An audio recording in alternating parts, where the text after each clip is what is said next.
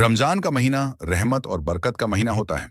इस महीने में लोग रोजे रखते हैं, इबादत करते हैं और जरूरतमंदों की मदद करने की कोशिश करते हैं। अल्लाह ने इस महीने में नेकियों का दरवाजा खोल दिया होता है और हर भलाई का कई गुना ज्यादा इनाम दिया जाता है। ये कहानी एक लड़की फातिमा की है, जिसने रमजान के दौरान एक गरीब लड़के की मदद की और बदले में उसे अल्लाह की रहमत का एहसास हुआ। फातिमा का नेक दिल। फातिमा एक छोटे शहर में अपने माता पिता के साथ रहती थी। वह बहुत ही नेक दिल और दयालु लड़की थी।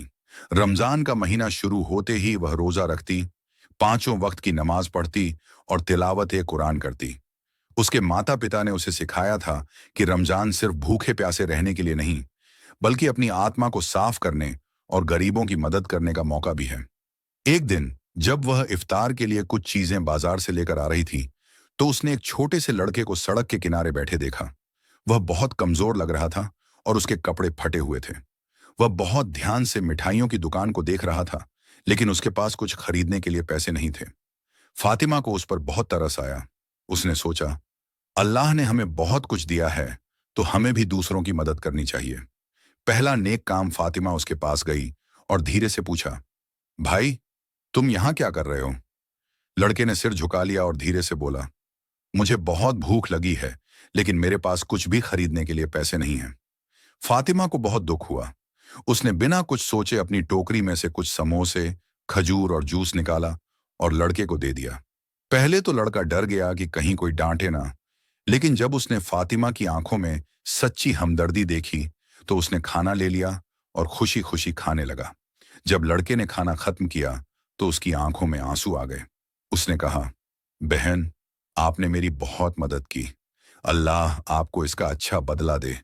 फातिमा मुस्कुराई और बोली, जब भी जरूरत हो मुझसे कह देना। रमजान में किसी की मदद करना सबसे बड़ा सवाब है। मदद का सिलसिला उस दिन के बाद फातिमा ने तय कर लिया कि वह रोज इफ्तार के लिए कुछ ना कुछ जरूरतमंदों में बांटेगी। उसके माता पिता को जब यह बात पता चली, तो वे बहुत खुश हुए और उन्होंने भी इस नेक काम में उसकी मदद की। हर शाम वह अपने घर से कुछ खाना लेकर निकलती और जरूरतमंदों को देती। कुछ बच्चे अनाथ थे, कुछ के माँ बाप बीमार थे और कुछ के पास रोजा खोलने के लिए भी कुछ नहीं होता था। धीरे धीरे फातिमा का यह नेक काम पूरे मोहल्ले में मशहूर हो गया। लोग उसकी तारीफ करने लगे, लेकिन फातिमा को इससे कोई घमंड नहीं हुआ। वह सिर्फ अल्लाह की खुशी के लिए यह सब कर रही थी। ईद का तोहफा रमजान के आखिरी दिन आ गए थे और ईद की तैयारियां शुरू हो चुकी थीं। हर कोई नए कपड़े खरीद रहा था, मिठाइयां बना रहा था और खुशियां मना रहा था। लेकिन फातिमा का दिल अभी भी उन गरीब बच्चों के लिए धड़क रहा था, जिनके पास ईद पर पहनने के लिए भी अच्छे कपड़े नहीं थे। उसने अपनी गुल्लक तोड़ी और उसमें से जितने पैसे निकले, उन सभी से कुछ कपड़े और मिठाइयां खरीदी। ईद की सुबह जब सभी बच्चे नए कपड़ों में थे, तब वह फिर से उसी गरीब लड़के के पास गई। उसने उसे एक नया कुर्ता पायजामा दिया और कहा, अब तुम भी ईद अच्छे कपड़ों में मना सकते हो। लड़के की खुशी का ठिकाना नहीं रहा। उसकी आंखों में आंसू थे, लेकिन इस बार यह आंसू खुशी के थे।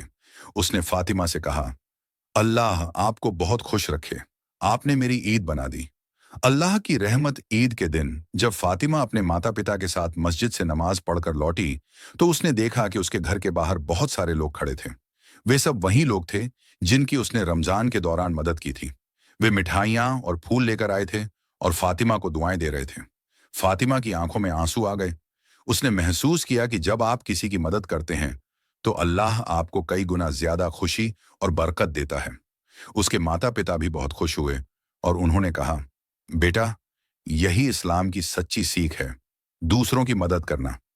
उस दिन फातिमा को एहसास हुआ कि असली खुशी नए कपड़ों या मिठाइयों में नहीं, बल्कि किसी के चेहरे पर मुस्कान लाने में है। सीख। रमजान का असली मकसद यह सिर्फ रोजे रखने का महीना नहीं, बल्कि दूसरों की मदद करने और नेकियां कमाने का मौका है। छोटी छोटी भलाई का असर। जब हम किसी की थोड़ी भी मदद करते हैं, तो अल्लाह हमें कई गुना ज्यादा इनाम देता है। गरीबों की खुशी ही असली खुशी। ईद या कोई भी खुशी का मौका तब पूरा होता है जब हम जरूरतमंदों को भी उसमें शामिल करें। अल्लाह सब देखता है। जब हम किसी को बिना किसी स्वार्थ के मदद करते हैं, तो अल्लाह हमें ऐसे तरीके से इनाम देता है जिसकी हम कल्पना भी नहीं कर सकते।